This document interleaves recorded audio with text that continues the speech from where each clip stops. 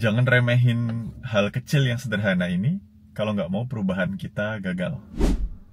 Pernah ngerasain nggak kalau kita pengen memulai sesuatu, kita planning, udah niat ingin melakukan suatu perubahan, tapi ternyata kok tetap gagal aja nih, padahal udah pengen banget.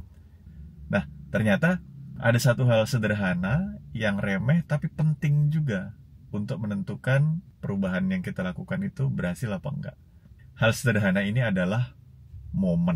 Di sini kita akan bahas ternyata niat doang tuh kadang-kala nggak cukup. Kita harus peka untuk memanfaatkan momen-momen dalam kehidupan kita. Karena ternyata ada penelitiannya di mana saat kita pintar memanfaatkan momen dalam kehidupan kita sebagai start, itu dia bisa punya pengaruh psikologis. Dan kita akan belajar gimana caranya kita memanfaatkan momen-momen kecil dalam kehidupan kita, gimana kita membuat dia jadi garis start untuk suatu perubahan atau rencana yang kita bakal lakukan. Jadi ada riset dari Mirkman and Ries tentang temporal landmark. Penelitian ini intinya kurang lebih tentang individu ternyata lebih terdorong untuk melakukan perubahan yang aspiratif saat dimulai dengan suatu momen yang menandai periode baru. Misalnya awal minggu, atau begitu memasuki 40 tahun, atau saat anaknya ulang tahun. Jadi saat ada momennya, secara mental tuh dia membuat pemisah antara dirinya di masa lalu dengan dirinya yang sekarang dan ke depan.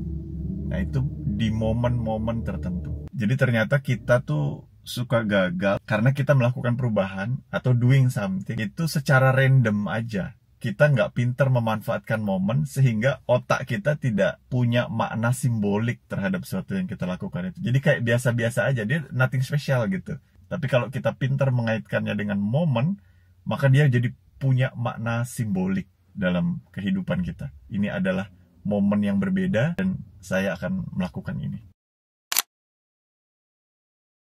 Misalnya saat seseorang dulunya dia males-malesan, terus dia sebenarnya udah punya keinginan untuk berubah, cuman nggak dikaitin sama momen. Tapi pas dia udah menikah misalnya, keinginannya tuh tetap ada, ketemu momennya. Di momen itu baru dia, oke, that's it, enough. Sekarang saya udah nikah, saya pengen memulai kehidupan yang baru. Diri saya yang dulu udah selesai. Jadi begitu dia nikah tuh, itu jadi semacam start buat dia untuk memulai kehidupan yang baru. Jadi secara mental dia pisahin tuh antara pribadi dia sebelum menikah dengan dia sesudah menikah. Secara psikologi tuh kita butuh sense bahwa oke, this is something different gitu. Ini bukan hanya hal biasa yang saya lakukan setiap hari, tapi ini beda nih. Nah, ini something special ini, di momen yang spesial.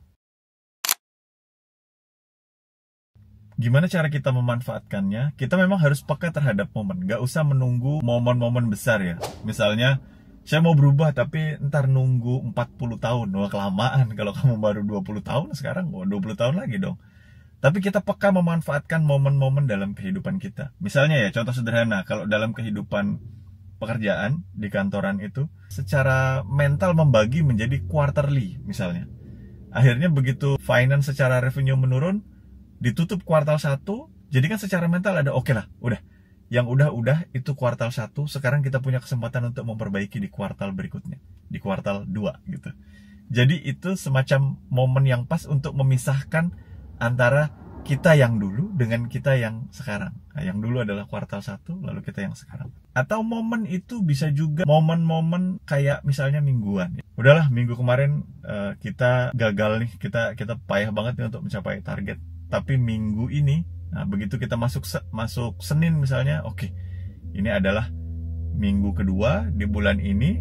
Yang kemarin yang lewat, sekarang saya akan fokus untuk memulainya. Jadi pas kita mulai dengan memisahkan itu, kita bikin temporal landmarks, kita bikin garis start yang baru di momen yang pas, yaitu masuk awal minggu kedua. Atau hal yang sederhana misalnya, kita udah terbiasa juga memisahkan pagi dan sore. Begitu masuk sore, kita seolah-olah, sudahlah, yang hari ini udah lewat lah.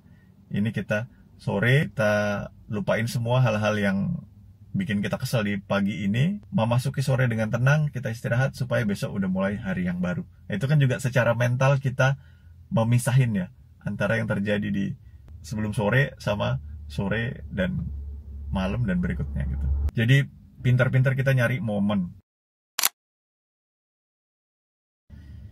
Misalnya anak kita ulang tahun, baru masuk 1 tahun anak kita. Selama ini kita sudah punya keinginan untuk hidup sehat dan olahraga terus misalnya. Nah pas anak kita udah masuk 1 tahun, pas banget ketemu momennya. Nah jadi kita gas nih gitu.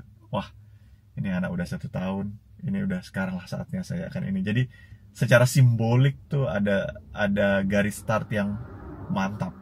Nah sekalian dengan environment, saat kita udah ada momen, biar dia simbolik ya, environmentnya kita rubah. Misalnya pasang pengingat berupa post-it notes kita tempel, atau kita geser tempat kerja, meja yang tadinya di sini pindahin jadi di sana. Jadi ini adalah semacam simbolik kita untuk startnya gitu. Jadi ada semacam sense of something different gitu lah, sesuatu yang secara simbolik kita lakukan. Atau apapun itu yang secara simbolik bisa bikin kita ngerasa bahwa oh ini adalah new start dan kita udah memasuki era yang baru gitu. Kayak misalnya punya planning bertepatan dengan waktu kita 40 tahun.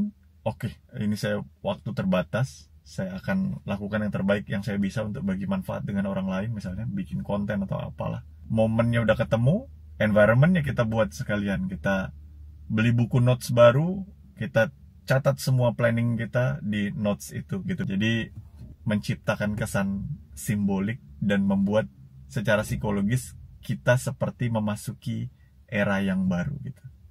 Jadi bukan menunggu momen sebenarnya, tapi yang lebih tepat adalah melihat momen-momen yang ada selama ini di dalam kehidupan kita dan menjadikan momen-momen berharga itu merupakan suatu start secara simbolik untuk action yang akan kita lakukan. Jadi dia niat ketemu dengan momennya.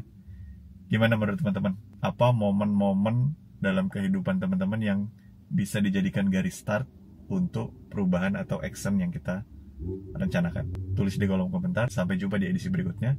Wassalamualaikum.